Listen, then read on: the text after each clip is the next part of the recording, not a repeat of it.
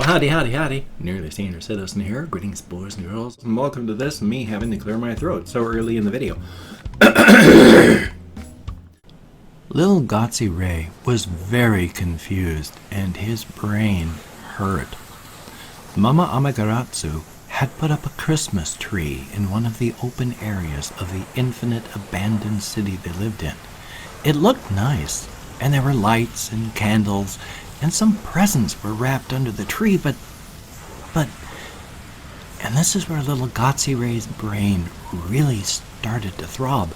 Why was there a tree? What was a Christmas? And this Santa, it sounded dangerous and threatening. It is the 23rd? It is the day before Christmas Eve, and I still haven't made a video yet asking for help for January because they're going to be taking... I haven't even opened it up to see if they say how much they're going to take out. They usually don't. But they're going to take money out of my January disability, and I won't be able to pay my rent, so I need to make a video saying, can you please help? So I need to get that done before it's too late, because if I can't pay my rent, I'm not going to be able to catch up, and when you can't pay your rent, then things don't go well. Yay.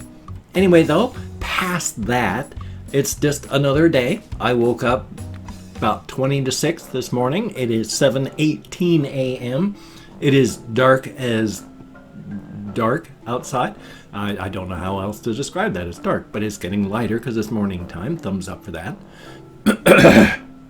And we are on the downhill slope towards things getting lighter. Definitely a thumbs up. Last night I did go walkie, put on my hiking boots because Shelton is really weird. I live in southern Shelton, in the hills of southern Shelton, and then there's downtown Shelton in a valley, and then there's northern Shelton, which is on the other side of the valley, you know, hills, valley, and then northern Shelton. It was raining and misting in southern Shelton. Halfway through downtown Shelton, there was no more rain. Northern Shelton, it was dry. So I used my umbrella for a tiny bit, and then I just carried it. And so that was fun, carrying it, you know, like 5 out of the 6 mile trip. Yay. But of course, coming back, it's completely dry in northern Shelton.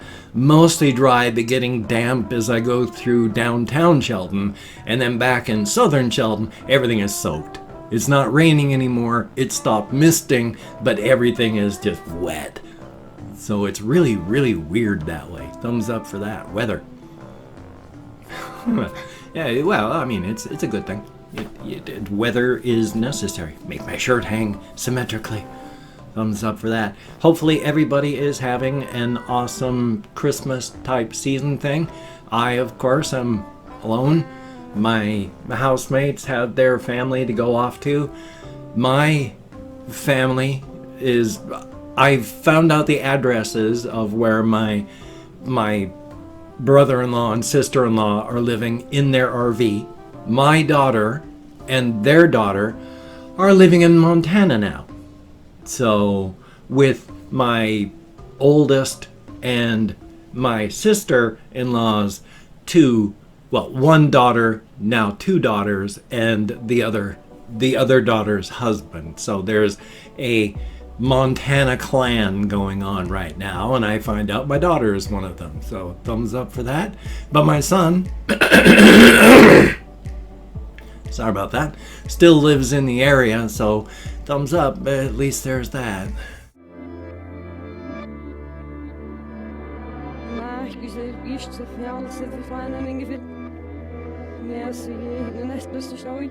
But they live in an RV, and my brother-in-law has had several strokes and is not doing well, so I'll call them up and say, you know, Merry Christmas, but I don't really have anywhere to go. And of course my own parents are, you know, my mother's gone and my father is in a adult family home, so there's no place to go there. And here, gosh darn it, Here, of course, my wife is dead, and so I've got nobody and nowhere, and so on Christmas Eve and Christmas Day, it's just gonna be another day for me. Just another day with nothing to do. Yay! Life is life. You gotta deal with life. I'm getting better at dealing with life.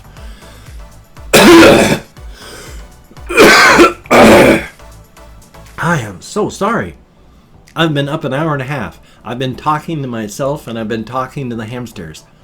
I have not had any issues with having to clear my throat or having to cough up a deep anything until I turned on the bloody webcam. And when I started saying, well, howdy, howdy, that's when I felt it coming up and starting to glom onto my vocal cords. So, yay. Anyway, though, yes, I did go walkie, so that's a good thing. I've been watching what few videos there are. I've been thinking about various characters and stuff to do with stories, so that's all good. Nothing in particular, though I did a lot of trying to think in particular. Well, actually, I did kind of do one thing in particular. Not in any particular part of the story, but I had been trying to think of, since my cosmic horror pantheon are of such a level that it's like, you know, lower level down here, our universes, our realities are made out of, like, you know, candle wax. We're delicately spun paraffin candle wax with spinnerets and bridges and walkways made of delicate candle wax. Sure, it all seems solid to us. But you start moving up the power scale, and it's all like entering a delicate museum filled with just this stuff you have to be so careful with, or it's all going to crumble or melt, or just, you got to be careful. Now, the higher level beings, you know, like the cosmic horror pantheon I've been working on, they're bonfires. So if they focus their attention on lower level power stuff, that's like trying to examine one of these delicate candle wax figures when you're busy burning at 1500 degrees. You get close and things just melt and burn away. So there's a practical limit to how close a cosmic horror itself could get to our reality and take a look. I figure in stories like that, reality is largely self-healing. So when, you know, things start to come apart and reality is melting in your area, if its attention goes away, most things will largely heal. And of course, just because you're getting an effect in your area doesn't mean that's where the focus is. After all, there could be something in the Andromeda galaxy that interests a cosmic horror, and it focuses its attention on the Andromeda galaxy. But us over here in the Milky Way, we're very far away, and yet it's still, we would feel the heat melting reality around us. There would be just not even like fundamental universal changes, because they're of such higher level and affecting so many different things that the stuff that's melting is the underpinning, and other parts that by the time it reaches down to us, yeah, it's a weird effect, you know, like the dead walking, or trees that aren't trees anymore, or the sky bleeds at night. Stuff like that. So what they have to do, if the cosmic horrors have any interest in lower realities, well, they've got to have lower power things that they can deal with. And I was having troubles dealing with this concept because I was applying too much human stuff to it. I had to step back for the weirdness and go, oh, now I see it, now it works. Because if the power level ratio and a difference in the explanation is, we are to a cosmic horror as we are to the universal constants of, you know, like gravity and all that. They're just too much out of a power level even to be understandable. So if they want to deal with lower level stuff, Amaterasu just lays an egg and the thing will hatch, and it's a special egg, and she takes that hatchling and she just swallows it and works the magic of the potential of the egg and the body, and when it comes back out of her body, it's not eaten, it's actuated. One half of the process has been done, and it's effectively gone from being a mewling child to Stephen Hawking at his highest. She sends it to the cosmic horror, the child that desires one of these things, and it does the same thing. Swallows it down, it does its magic, and when it's out again, it is fully actuated. It is the Ang. And it gets inserted into a universe. Now, the Ang is to human being, the cosmic horror and the Ang, the relationship is, it's a lower step down so that it can ratchet downward. But it is to us as we are to species of paramecium or other microorganisms. It's closer to being able to deal with reality and lower level things. Now, the Ang, of course, comes pre-impregnated, and when it finds a nesting place in its reality, it lays its 12 eggs, the Anguka.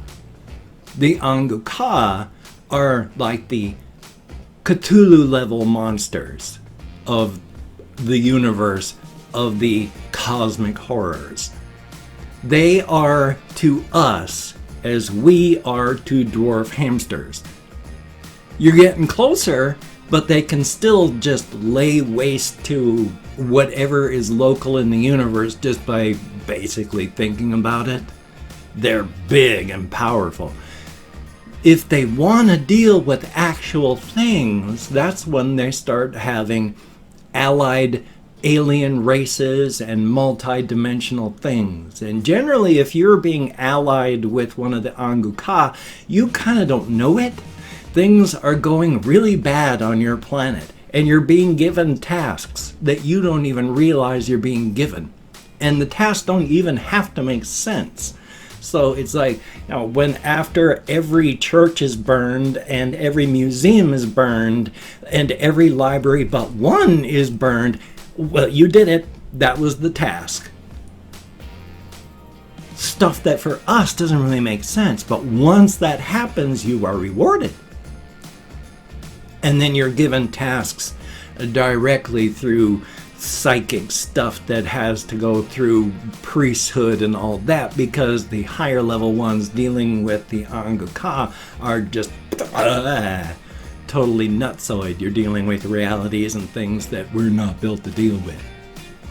Now, the allied races, of course, when they just go out, generally the allied races will, if you become an allied race, it's because you survive.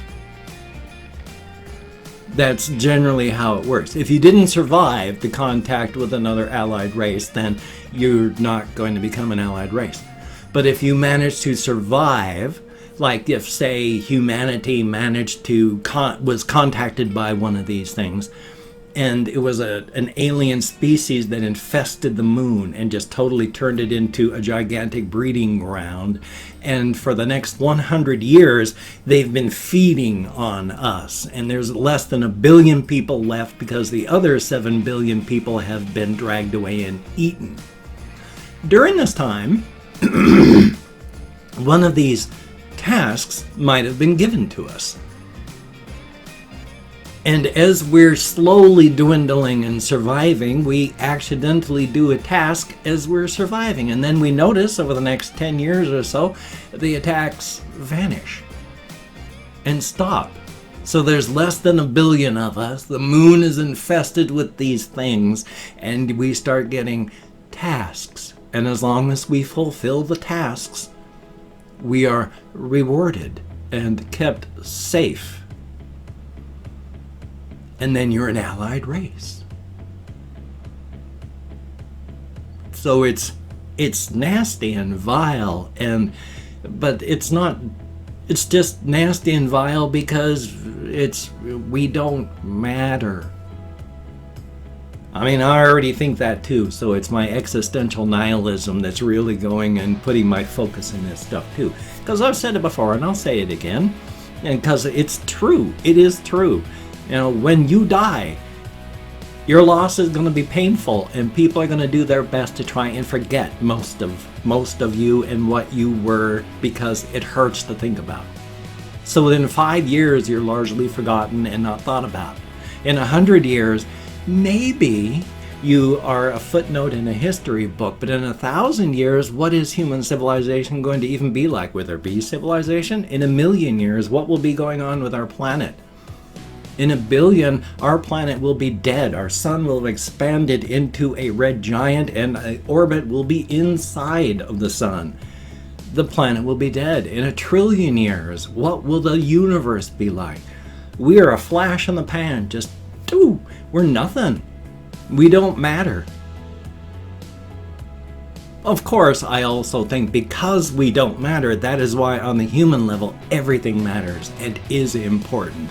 And everything you do does matter, because that human connection between just people, because we're all we have. And we have to take care of each other. So that human connection is incredibly important. Not really existential nihilism after all, is it? And hey, I've opened up 24 hours worth of comments in my community tab, and I'm going to go through and thank 20 to 25 people for having left me a comment. I'm not reading the comment right now. I'm going to read them afterward. I'm just thanking you for having left me a comment, good, bad, or indifferent. If I mispronounce a username, no disrespect is intended. I'm an American English speaker. We're just not good at that sort of thing. And I count in the range of 20 to 25 because I messed that up. But because even though I count in American Sign Language with my depression, fibro, and just general goofiness, who knows if I'll count correctly. So thumbs up for that. Let me call up my Chrome and let's get started. We have Conspo Lopez, thumbs up and thank you very much for the information. And Ice Damon, greatly appreciated. Bailey Snyder, thumbs up and thank you very much for the very kind words. And Confused Owl, 29, thumbs up, greatly appreciated. Sebastian Ferris, thumbs up. Donovan Nungasak? I do not know, and I'm very sorry I slaughtered it so badly. Thank you. A Lemon Pie, 4007, thumbs up and thank you. Russian Timing, greatly appreciated. And then we have Daniel Surd. I'm at that level where the regular vision of my glasses leaves my vision fuzzy on my monitor, and going through the bifocal part, it's not close enough, so everything's fuzzy. Daniel Surd, thumbs up and thank you. The Orc Lord, hey, very cool, thumbs up and thank you. Good to have you on board, definitely thumbs up. Queen Sahara Ice, greatly appreciated. And we have Jeff Allnut, thank you very, very much. Sid Irish, thumbs up and thank you. Then we have Mark Carrion, thumbs up. Young Prince, greatly appreciated. Ferber Merbider, heck of a name, thank you very much. And then something in Cyrillic that I can't read, but thank you, I hope. And Ben, greatly appreciated. Sir Norden, thumbs up and thank you. Anton's Company Thendridge, I sure hope I'm close. Then we have Colin Reisenauer, greatly appreciated. Rhino Rignon, thank you very much. When Grapes Pop, I lost where I was already, so I might be doing 23 twice, but thank you very much. And When Grapes Pop, how about that? Eric Rivera, thumbs up and thank you very much. And last but not least, Corona, greatly appreciated. Each and every one of you. Close my Chrome. You get me out of my head, into the world, dealing with real people, and that is very cool. Thumbs up and thank you. If you could check out my various links, I have Twitter, Facebook, GoFundMe, Patreon.com, NearlySeniorCitizen.com. Forget I even said that part, it was accidental. Why did I fold both thumbs? Symmetry, mirror image. If you could donate to my GoFundMe campaign or become a Patreon.com patron like one of these beautiful and awesome people, that would be beautiful and awesome. If you would like to help me out but you don't want to contribute to one of those two, I have a PayPal link down below. If you could send cash that way, that would be awesome. I also have an Amazon wish list with like cat food, hamster food, hamster toys, silly things, non-silly things. If you could check that out, that would be very, very cool. Now, do not feel obligated. I don't feel entitled. And if you cannot donate or you simply do not donate, I take all good wishes and I deposit them in the bank of my heart where I draw interest. So thank you very much. If you could toss me a like, I appreciate all the positive validation I get from my existence. What was that all about? Thumbs up and thank you very much. And of course, if you could subscribe to the channel, that would be very cool, greatly appreciated. I would understand if you did not wish to, but if you are down with it, I will do my very best to keep you entertained from now to the literal end of time. And no, my hand movements rarely have anything to do with what I'm actually saying. Thumbs up for that. Well, I've got this video you've been watching. I've got another video I need to edit and render. Am I going to get another one recorded, edited, and rendered? Most likely, because otherwise I've got nothing to do all day. So yeah, I'll probably make a third or maybe even a fourth video. Thumbs up for that. There's probably an intro, though I have no idea. There may not be. So, I mean, you know before I did.